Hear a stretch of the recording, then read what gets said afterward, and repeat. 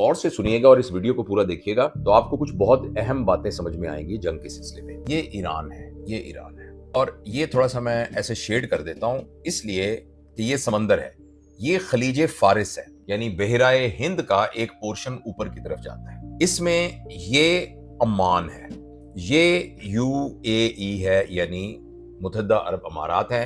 ये थोड़ा सा मैंने गोल बनाया, जरा नुकीला सा है।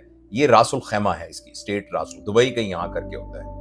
ये कतर है, छोटा सा ये कतर है। ये सारा सऊदी अरेबिया है, ये पूरा सऊदी अरेबिया है। ये इसके नीचे वाला हिस्से के साथ यहाँ यमन है और जिसके साथ ये अमान मिल जाता है, और ये जो इसका एक पोर्शन है ये सलाला है, और मस्कत यहाँ है तकरीबन। और ये जो है ये कुवैत है, छोटा सा कुवैत है। और ये इतना सा पोर्शन जो इसके साथ समंदर में आ रहा है ये इराक है। और सऊदी अरब जब यहां खत्म होगा तो सऊदी अरब के बाद फिर आगे समंदर है, बहर कुलजुम, और उसके ऊपर जाएंगे, यहां नहर सुएज है, और यहां छोटा सा इस जगह करके छोटा सा इजराइल है, ये इजराइल है। और इजराइल के ऊपर लेबनान है, ऊपर लेबनान है, और ये इराक है, ठीक है ना। और ये ईरान है, ये ईरान है सारा, ये ईरान है। और ईरान यहां के खत्म होता है, यहां फिर बलूचिस्तान हमारा शुरू हो जाता है, वो सारा इलाका। अच्छा, ये जो समंदर है ये बहुत ही अहम है खलीज फारिस, क्योंकि इराक से, कुवैत से, सऊदी अरब से, कतर से, दुबई से, इन सारे, और सॉरी बहरीन, यहां सऊदी अरब के साथ इस जगह पर बहरीन भी है, बहरीन। तो ये जो बहरीन, इन यानी इराक से, कुवैत से, सऊदी अरब से, बहरीन से, कतर से, UAE से तेल जो है वो इस सारे समंदर के जरिए से यूं आके बहरा हिंद में आता है। और जब वो बहरा हिंद में आता है तो वो फिर बहरा हिंद आगे जाके सारा बहरुल काहिल से मिल जाता है, उधर चाइना सी की तरफ चला जाता है, और उस तरफ पैसिफिक सी की तरफ जाता है। तो यहां से पूरी दुनिया की तरफ ये तेल जाता है सारा का सारा। अच्छा, अब आपने एक लफ्ज सुना होगा, वो है पेट्रो डॉलर। पेट्रो डॉलर, ये आपने लफ्ज सुना होगा। पेट्रो डॉलर का मतलब यह है कि अमेरिका ने अपनी हेजेमनी यूं कायम की हुई है कि ये जितने मुल्क ये तेल को बेचेंगे, इसके जो पैसे लेंगे वो डॉलर में लेंगे।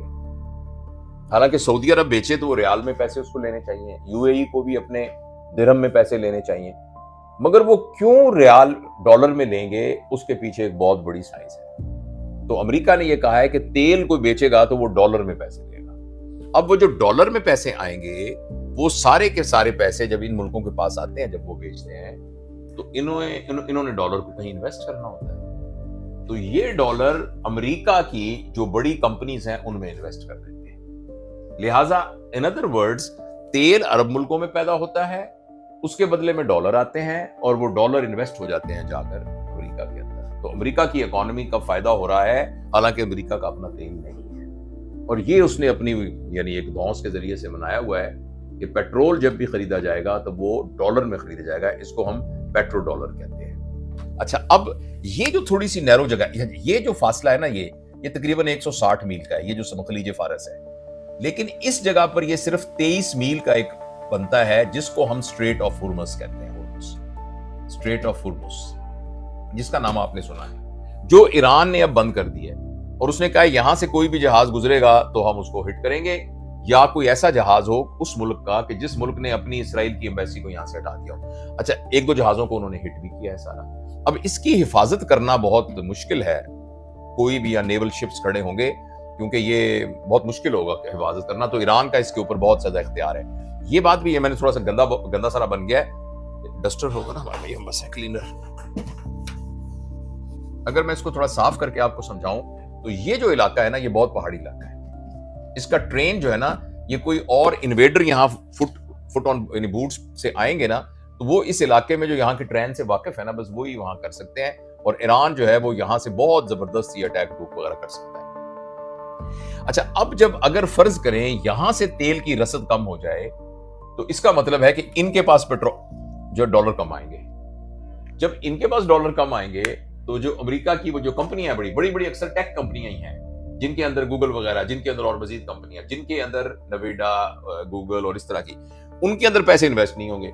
और जब उनके अंदर पैसे इन्वेस्ट नहीं होंगे तो अमेरिका की इकोनॉमी नीचे आ जाएगी, जिसकी वजह से डॉलर स्टेबल नहीं रह सकेगा। लिहाजा इस जंग का ये वाला जो है ना एलिमेंट। अच्छा, दूसरी बात यह है कि बहुत ज्यादा इन्वेस्टमेंट जो है ना वो दुबई में खास तौर पर और कुवैत के अंदर, इन मुल्कों के अंदर जो इन्वेस्टमेंट है वो टेक कंपनियों की ही इन्वेस्टमेंट है।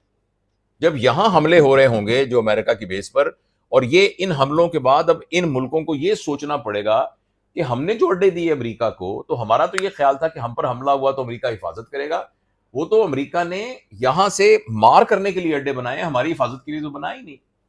तो जब उनको ये एहसास होगा तो हो सकता है यहां इनका रिलेशनशिप अमेरिका से भी इस तरह का हो जाए कि जिसके नतीजे में जो इनकी इन्वेस्टमेंट अमेरिका के अंदर है वो निकल जाए।